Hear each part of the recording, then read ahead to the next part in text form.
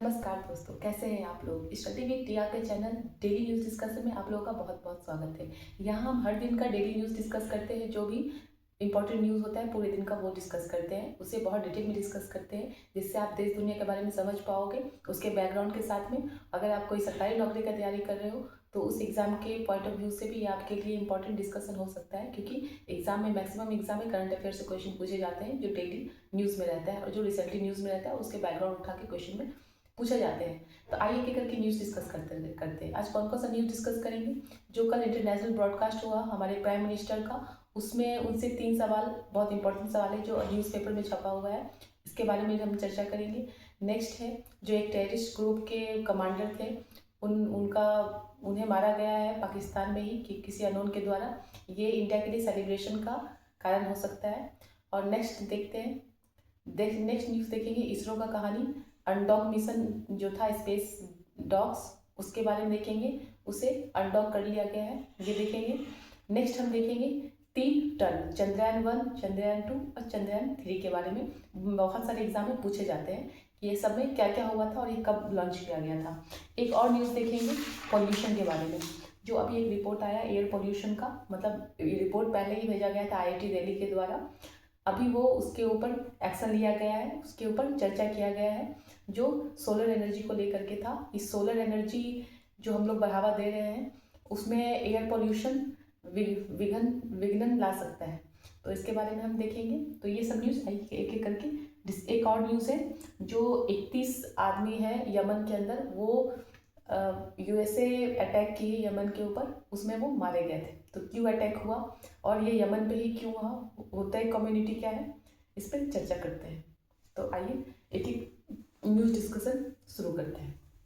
तो पहला न्यूज़ हम देखते हैं, टेररिस्ट ऑर्गेनाइजेशन जिसका नाम है लश्कर-ए-तैयबा, कमांडर जिसका नाम था जिया उर रहमान और बहु कातल किल, ये क्या गया है, मारा गया है।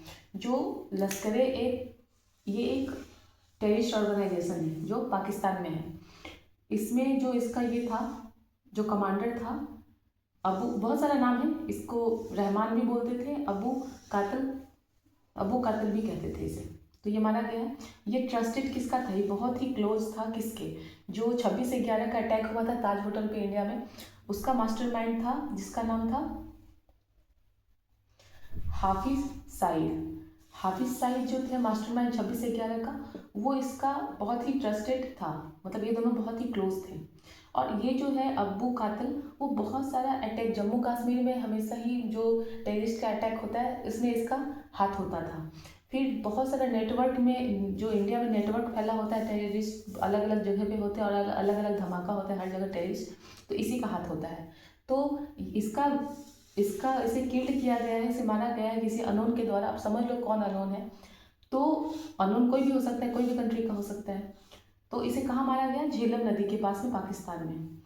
अब ये इंडिया के लिए सेलिब्रेशन का कारण है, क्यों, क्योंकि ये बहुत सारा प्रॉब्लम किया था इंडिया के साथ में। टेररिस्ट, वैसे तो टेररिस्ट किसी का दोस्त नहीं है, टेररिस्ट पूरा ग्लोबल प्रॉब्लम है, पर ये इंडिया में इसका 26/11 अटैक में हाथ था।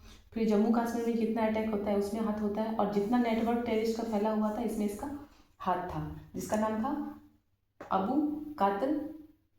तो ये हो गया। अब नेक्स्ट हम देखते हैं इसी के साथ साथ जो अमेरिका में हुआ है, USA के द्वारा जो यमन में हुआ है।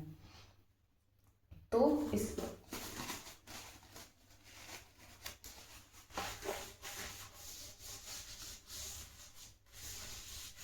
तो अमेरिका में क्या हुआ है, 31 अमेरिका जो है वो यमन पे अटैक कर गया। ये मान लो इंडिया है,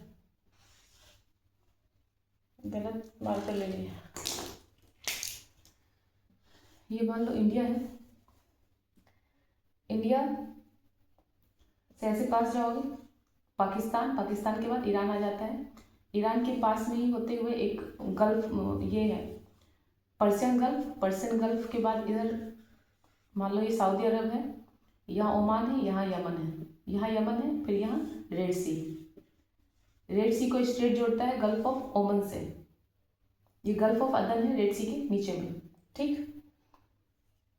गल्फ ऑफ अदन है, यहाँ गल्फ ऑफ ओमन है, ये ओमन है, गल्फ ऑफ ओमन, ये हार्मोज स्ट्रेट है, यहाँ ईरान है, ईरान। ठीक, अब कहाँ पे अटैक हुआ है, तो मान लो यूएसए यहाँ कहीं, वो यहाँ पे यमन पे अटैक किया है। यहाँ होते कम्युनिटी होता है, होते कम्युनिटी एक टेररिस्ट टाइप का ही ऑर्गेनाइजेशन है जो ईरान का बात सुनते रहता है, ईरान के कहने पर इधर उधर अटैक करता है।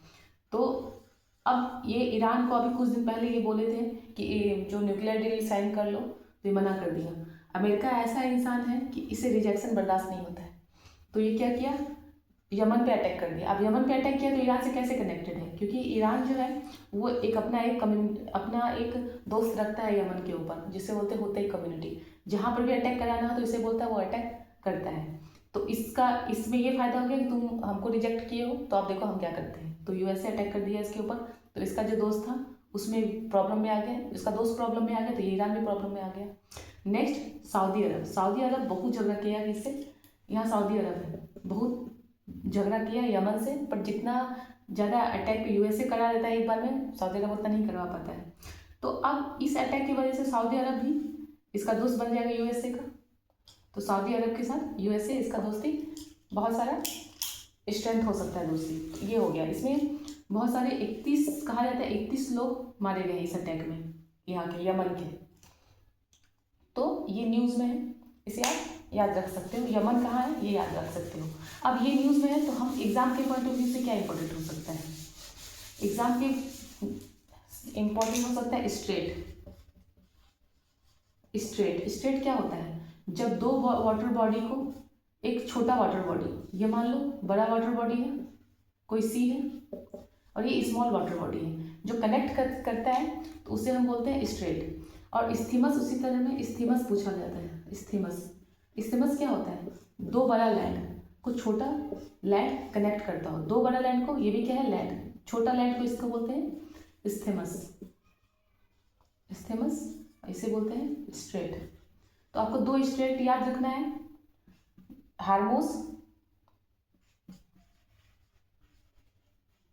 हार्मोस और बाब अल मंदेब, दो स्ट्रेट आपको याद रखना है, ये यूएसए वाला वार की वजह से। स्ट्रेट और इस्थमस में अंतर समझ में आ गया, ये दो वाटर बॉडी को छोटा वाटर बॉडी कनेक्ट करता है। अब देखते हैं कि कौन सा स्ट्रेट याद रखना है। मैप में आप एक बार देख लेना, ये मान लो इंडिया है, यहाँ से इधर जाओ ईरान के इधर साइड में ओमान है, सऊदी अरबिया है, तो ये है पर्शियन गल्फ। यहाँ जो ईरान का जो जगह है और यहाँ सऊदी अरब, ये जो पर्शियन गल्फ को, जो गल्फ ऑफ ओमन, ये ओमन है, गल्फ ऑफ ओमन से कनेक्ट करता है, इसे बोलते हैं हार्मोज, स्ट्रेट ऑफ हार्मोज। उसके बाद ये सऊदी अरब खत्म होता है, तो यहाँ रेड सी आता है, रेड सी को जो गल्फ ऑफ एदन, ये है गल्फ ऑफ एदन, जो गल्फ ऑफ एदन कनेक्ट करता है उसे बोलते हैं बाब अल मंदेब। तो दो स्ट्रेट आपको याद रखना है, ये एक बड़ा सा पानी का बॉडी हो गया, एक छोटा सा पानी का बॉडी एक दूसरा पानी का बॉडी से कनेक्ट करना है। तो आपको दो चीज़ एग्जाम के पॉइंट ऑफ व्यू से, क्योंकि यूपीएससी बहुत बार ये करता है कि जो चीज़ न्यूज़ में रहता है उसको उससे कोई मतलब नहीं होता है, वो उसके आसपास का जगह के बारे में पूछ लेता है, तो ये आपका इसमें हेल्प कर सकता है। तो नेक्स्ट हम देखते हैं,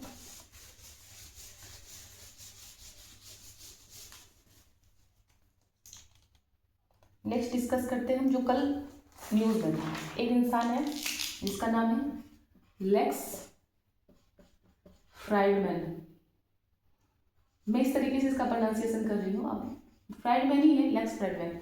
ये एक अमेरिका के साइंटिस्ट हैं और एक ब्रॉडकास्ट करने वाले भी हैं, बहुत ही फेमस है। तो वो ब्रॉडकास्ट मतलब इंटरव्यू लिया जाता है, एक इनफॉर्मल इंटरव्यू, बातचीत किया जाता है बैठ करके, तो ये लीडर लोग का लेते हैं। तो ये एक साइंटिस्ट भी है, बहुत महान इंसान है। अब इस बार हमारे प्राइम मिनिस्टर का ये ब्रॉडकास्ट हुआ, तो उसमें उनसे 2-3 सवाल पूछा गया जो बहुत न्यूज़ में था, न्यूज़पेपर छापा, क्योंकि न्यूज़पेपर में दिया हुआ है तो ये आर्टिकल, ये बात को डिस्कस करना बनता है। तो पहले इनसे पूछा गया कि 2002 में जो गुजरात में दंगा हुआ था, आप लोग सबको पता होगा कि गुजरात में 2002 में दंगा हुआ था। उसमें कहा जाता है कि आपका जो नरेंद्र मोदी है हमारे प्राइम मिनिस्टर, आपका इसमें हाथ था, मतलब आप भी इसमें इन्वॉल्व हैं, इस दंगा का कारण आप भी हो सकते हैं। तो हाँ, जो हमारे प्राइम मिनिस्टर का जवाब ये था कि दुनिया बहुत कुछ बोलती है, दुनिया सबका बोलने का अधिकार है, लोग बोलते रहते हैं।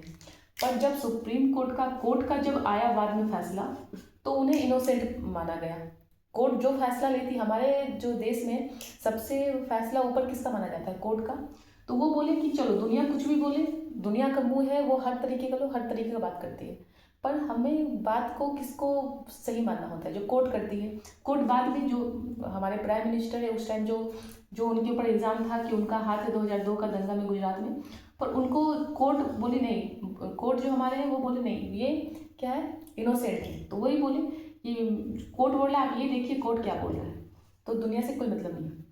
दूसरा सवाल उनसे पूछा गया कि आपका पाकिस्तान, चाइना और यूएसए के बारे में क्या कहना है? आपका दो पड़ोसी है और एक आपका दोस्त है, तो इसके बारे में क्या कहना है? वो पाक के बारे में बोले कि बहुत ही अनअंडरस्टैंडिंग है, ये फेलियर स्टेट है, इसका हम अगर कुछ भी इसके लिए अच्छा करें, कुछ भी दोस्ती का हाथ बढ़ाए, तो इनको पाकिस्तान को लगता है कि हम इसके लिए गलत कर रहे हैं। तो ये बिल्कुल अंडरस्टैंडिंग नहीं है। चाइना भी कुछ खास नहीं है, फिर भी यहाँ इसका चाइना, पाकिस्तान और इंडिया का जो बॉर्डर है LOC है, लाइन ऑफ कंट्रोल, और चाइना और इंडिया का जो बॉर्डर है उसको बोलते हैं लाइन ऑफ एक्चुअल कंट्रोल। हम इस चाइना अपना मनमानी करता है, उसको जो करना होता है वो करता है, पर एटलीस्ट वो बात सुनता है। कुछ बात करना चाहे तो कुछ दिन के लिए ही सही, पर दोस्ती करना चाहता है, बात सुनता है। पर पाकिस्तान बिल्कुल भी अंडरस्टैंडिंग नहीं है। इसको कुछ भी करो, दोस्ती का हाथ फैलाओ या कुछ भी करो, तो ये अपना कंट्री को बढ़ाने के ऊपर ध्यान नहीं देता है। इंडिया को कैसे दबाया जाए इस पर ही पाकिस्तान ध्यान देता है। ये अपना मन का करते हैं, पर एटलीस्ट सुनते हैं। इसको कुछ अच्छा लगा तो उसे, हाँ कुछ अच्छा लगा और उनके कंट्री के हित में हो तो वो जरूर करते हैं। यूएसए के बारे में कहा गया कि यूएसए हम लोग जैसे सोचते हैं, यूएसए फर्स्ट पॉलिसी, मतलब यूएसए फर्स्ट, पहले दुनिया में सबसे पहले अपना कंट्री को देखो। हम भी यही काम करते हैं, इंडिया को पहले देखते हैं। तो यूएसए के बारे में बोले कि यूएसए को लगता है कि अब जो कुछ हो, जो भी इंटरनेशनल बात हो, तो सबसे पहले हम अपना कंट्री को आगे रखें, अपने कंट्री के बारे में सोचें। तो हमारा भी ऐसा ही है थॉट कि हम भी अपना कंट्री को आगे रखें, तो हम लोग का थॉट बहुत मिलता है। तो यूएसए के बारे में वो कहें, 3 कंट्री के बारे में उनसे इंटरव्यू में पूछा गया। नेक्स्ट पूछा गया गेम के बारे में। अब आपको एक चीज़ में ध्यान रखना पड़ेगा गेम के बारे में। गेम के बारे में पूछा गया तो वो बोले कि ये तो इतिहास गवाह है और प्रेजेंट में भी हम देख सकते हैं कि पाकिस्तान से ज़्यादा अच्छा हमारे यहाँ क्रिकेट हो रहा है। तो ये पाकिस्तान और इंडिया के बारे में वो रिलेट करके पूछ रहे थे। तो वो बोले कि ये तो दुनिया गवाह है और प्रेजेंटली देख सकते हैं कि क्रिकेट में कौन ज़्यादा बेटर कर रहा है। फिर वो एक और फुटबॉल के बारे में बोले। फुटबॉल के बारे में ये बोले कि मध्य प्रदेश का एक गांव है जिसे बोलते हैं विचारपुर। एक गांव के बारे में वो बात कर रहे थे जिसका नाम है विचारपुर। MP में एक डिस्ट्रिक्ट है,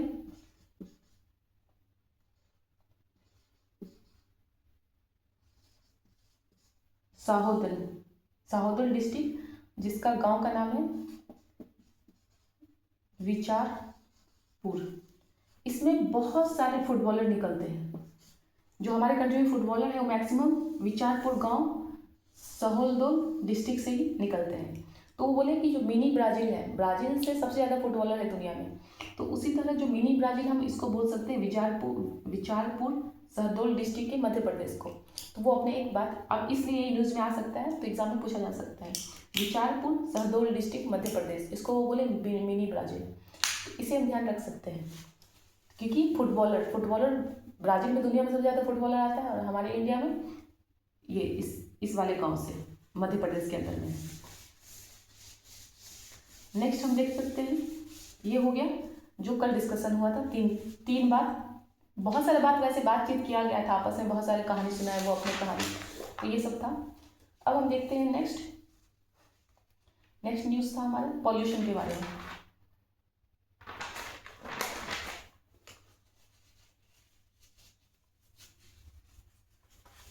पॉल्यूशन के बारे में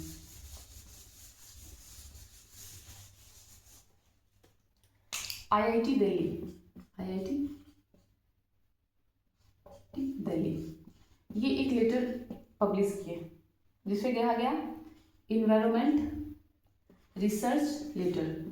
ये नवंबर 2024 में भेजा गया, 2024 में, पर उससे अभी एक्शन में लिया गया। उसमें कहा गया था कि हम सोलर एनर्जी की तरफ हमारा ध्यान आकर्षित होना चाहिए। अब पर सोलर एनर्जी में भी हम ध्यान आकर्षित तो कर रहे हैं, पर इसके बैकग्राउंड, इसका पॉलिसी बनाने समय हम डिजास्टर, उसके आने वाले डिजास्टर को कंसीडर नहीं कर रहे। डिजास्टर क्या हो सकता है? 365 दिन में से जरूरी तो नहीं है कि सोलर धूप हर दिन होता है, रात को तो धूप नहीं होता है, तो हम इसे कंसीडर करके चलना चाहिए कि 365 दिन में कितना धूप हमें मिल सकता है, मिल रहा है। पॉलिसी में ये कर, हम 365 हम सोच लेते कि मेरे पास 1 साल है, 1 साल पढ़ाई करने, एग्जाम की तैयारी करने के लिए, पर 1 साल में रात भी तो होता है, सोते भी तो हैं हम, तबीयत भी खराब होता है और ओकेजन भी होता है, तो उसमें टाइम कितना बच गया, उसमें से हमें अपना टाइम को निकालना चाहिए। अब मेरे पास इतना प्रिपरेशन का टाइम है, तो ये हो गया। ये बोले 300, ये पॉलिसी बनाने से भी इस चीज़ को ध्यान रखना पड़ेगा जो सोलर एनर्जी के लिए बनाते हैं। दूसरा है, सोलर एनर्जी क्यों बाधित होता है? क्योंकि पोल्यूशन, एयर पोल्यूशन के कारण।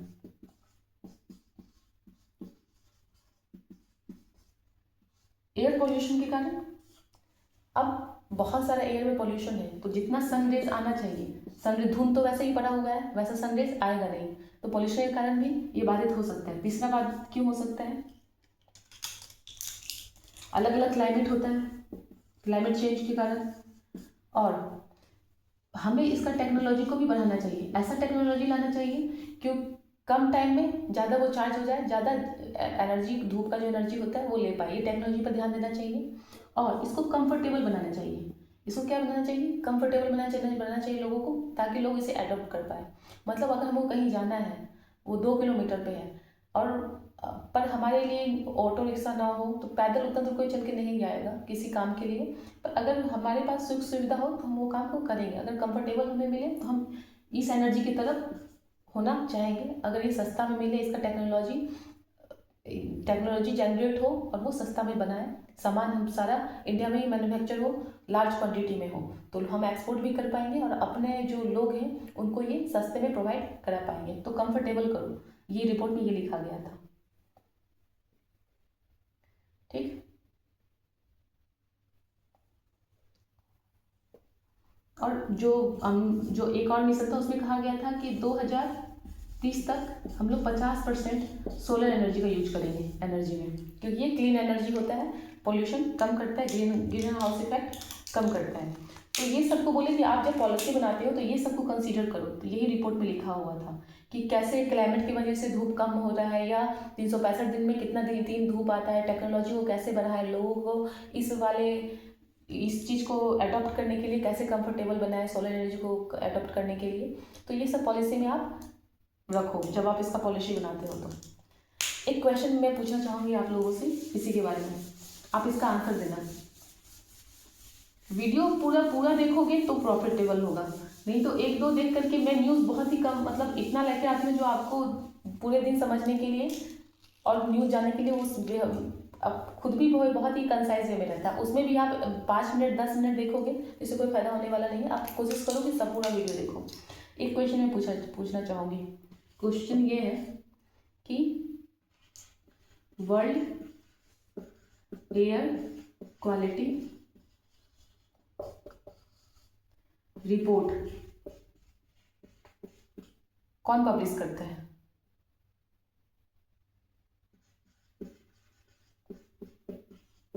पब्लिश्ड बाय, अब इसका आंसर देना, रुक के आंसर दे दो, मैं भी इसका आंसर बता देती हूँ, पहले खुद से आंसर देने की कोशिश करना।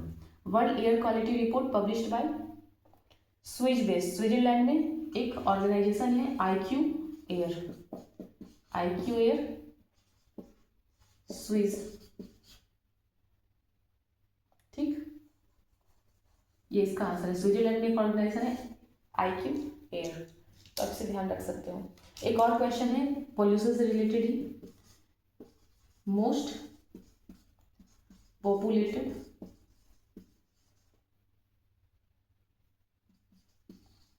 City in the world,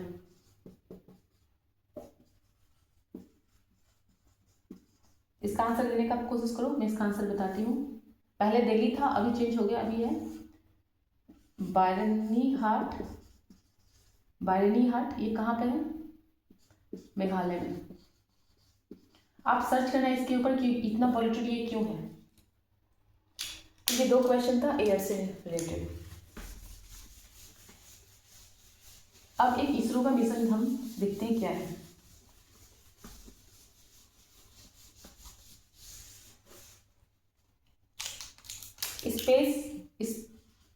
स्पेसडेक्स।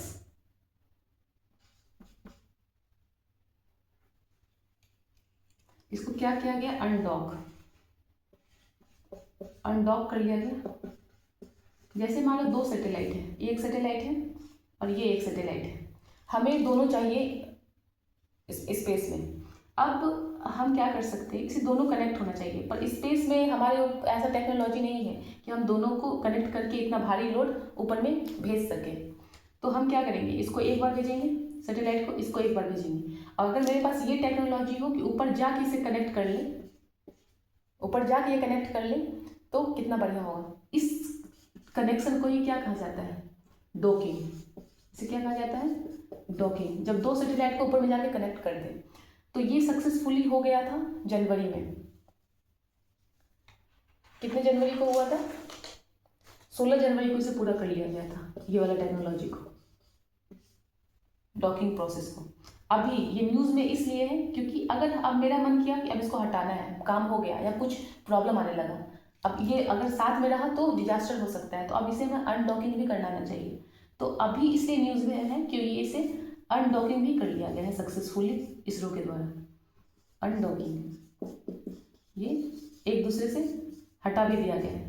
तो ये टेक्नोलॉजी बहुत ही इंपॉर्टेंट हो सकता है हमारे आने वाले, जो हम कह रहे हैं कि हमारा अपना स्पेस स्टेशन होगा स्पेस के अंदर, उसके लिए भी हो सकता है। और चंद्रयान 4 के लिए एक बेस तैयार किया जा सकता है। रोबोटिक्स हमको अगर चाहिए ऊपर में तो ये हो सकता है। टेक्नोलॉजी, ऐसा टेक्नोलॉजी अगर हमको ऐसा सैटेलाइट, 2 सैटेलाइट को एक साथ लॉन्च करना हो आगे जनरेशन, आगे फ्यूचर में, तो ही ये टेक्नोलॉजी हमारे पास रहेगा। तो हमारा जो स्पेस सिस्टम है, स्पेस पार्ट है हमारे इंडिया का, वो मजबूत रहेगा, स्ट्रेंथ रहेगा। तो ये था आज का न्यूज़। अगर कहीं बीच में डाउट हो तो आप पूछ सकते हो। अब टर्म देखते हैं जो हमारा फेवरेट होता है आज का, चंद्रयान 1 के बारे में। 3 टर्म देखेंगे आज, चंद्रयान 1, चंद्रयान 2 और चंद्रयान 3।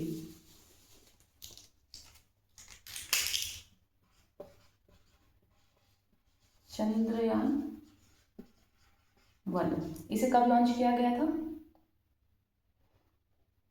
2008 में। पहला बात ये। दूसरा, जो इसको भेजा था, लॉन्च व्हीकल था, वो polar satellite launch vehicle, PSLV C11, polar satellite launch vehicle. इसका एनालिसिस क्या था? ये वाटर मॉलिक्यूल H2O को एनालाइज कर लिया था कि वहाँ पे चांद में क्या है? पानी है। कहाँ से भेजा गया था? सतीश धवन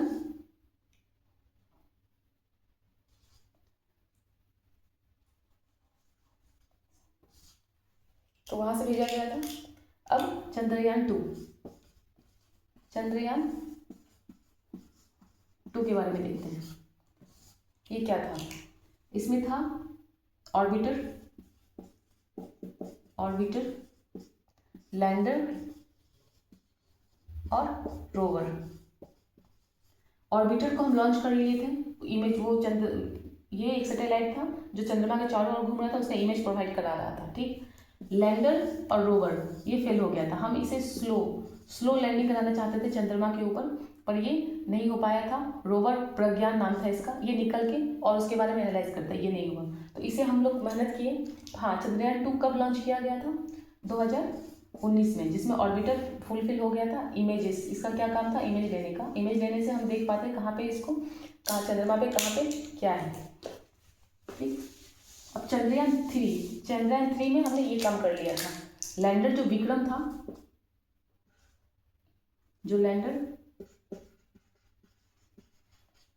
विक्रम, इसका नाम था विक्रम। इसे हमने साउथ में, मून के साउथ में, चंद्रमा के साउथ में इसे सॉफ्ट लैंडिंग कराने में सक्सेस हो गए थे चंद्रयान 3 में। और रोवर प्रज्ञान, रोवर का क्या था? प्रज्ञान। ये विक्रम से निकल करके घूम के सब कुछ सर्च कर पाती है। तो ये प्रज्ञान थी। तो ये हमने चंद्रयान 3 में सक्सेसफुली कर लिया। कब हुआ था ये? 2023 में। डेट कौन सा था? डेट आप बताना कौन सा डेट था।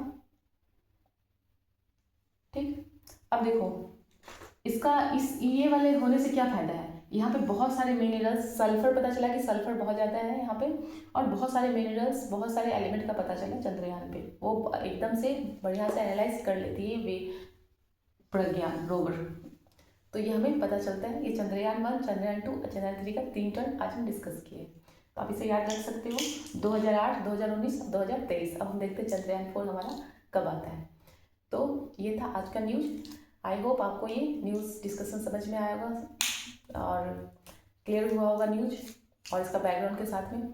फिर भी कुछ डाउट होता है, आप न्यूज़ पूरा देखा करो तो आपको समझ में आएगा। आधा या ओपन करके छोड़ देना, लाइक कर देना, ये कोई मतलब नहीं हुआ। पसंद आए तो लाइक करो, न्यूज़ सुनने के बाद समझ में आता तो लाइक करो, कुछ चेंज करना तो आप बता सकते हो। Thank you.